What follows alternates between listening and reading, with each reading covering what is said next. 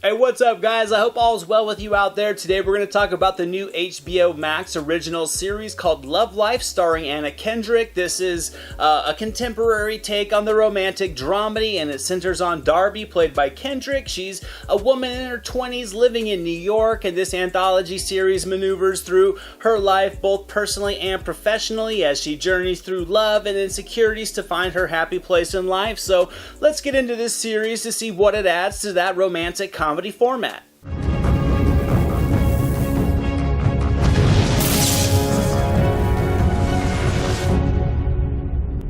I went into this with an open mind, but I will be the first to tell you that I wasn't expecting to be pulled into this story, but I ended up loving it. I was expecting something much cheesier and melodramatic, and it couldn't have been any more different in all the good ways to effectively lure me in. It's realistic to life that we can relate to. It's certainly aimed for adults, but it doesn't force the raunch, and if I had to think of one word to describe this show, it would be kind of authentic. The sense of humor in the writing worked for me, and the emotional layering did as well. Overall, I would say there were many factors in this show's corner to make it a success with me. The performances were all very natural throughout the highs and lows of the character arcs. The story was nicely structured to create that chapter-like telling of Darby's life, which allowed it to cover a large period of time without feeling choppy. It also surrounded Kendrick's character with a lot of other appealing characters that felt realistic in both good and bad ways. I think all of this allowed the format of each episode focusing on a single person or time to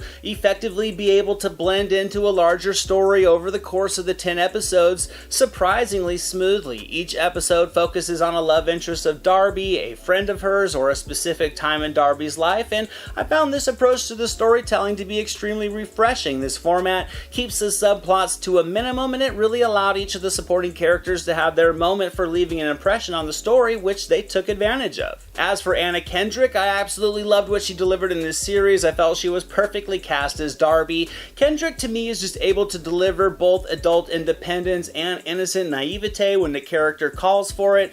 Darby is just a person with flaws like all of us. She doesn't always make the right decision. She often has a lot of doubt over herself. She has insecurities, and Kendrick, to me, captured all of this with ease, but she also brought an optimism to the role as well that was extremely charming. I think it almost made the character impossible not to connect with, and it wasn't more than just a couple episodes into this series that I was hoping for Darby to find her happy place just as much as she was. I wanted to see her find love and fulfillment, and that was because of that strong human quality that I think Kendrick was able to give this role. She was confident in places, she was awkward in many as well, she was emotionally intense, she was genuinely comical, and for a role that needed to deliver a bit of it all, I think Kendrick stepped in and provided that. But she also had a great ensemble around her. Zoe Chow, Peter Vack, Hope Davis, Scoop McNairy, Jin Ha, and really everybody else came in to make the most of their supporting characters. I really enjoyed how each of Darby's potential love interests were able to capture their own unique chemistry with Kendrick. I felt it was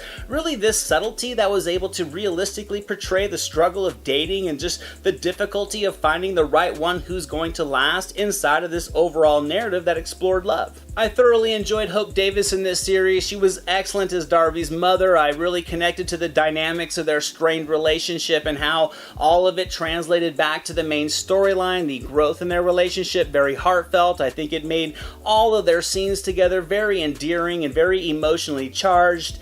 Zoe Chow was great as Darby's best friend Sarah. She's a character type many of us may know from our own lives, whether good or bad, but Chow was able to stamp the character with her own unique personality and her own charisma to create a side character that you grow to care about. So overall, Love Life was a success to me, and I'm going to give it 90% on the meter. The 10 episodes and the shorter runtime keep the pace moving along nicely. The humor hits just as much as the dramatic beats of the story do, and it all blends into a charming but grounded take on finding love and finding that happiness in life. I laughed a lot through this series, but I also connected to the characters to invest in their emotional journeys, and I wasn't really expecting that, to be honest with you. So if you're interested in this show, even if you're a bit hesitant, I recommend giving it a shot because it could have you locked in after a couple episodes.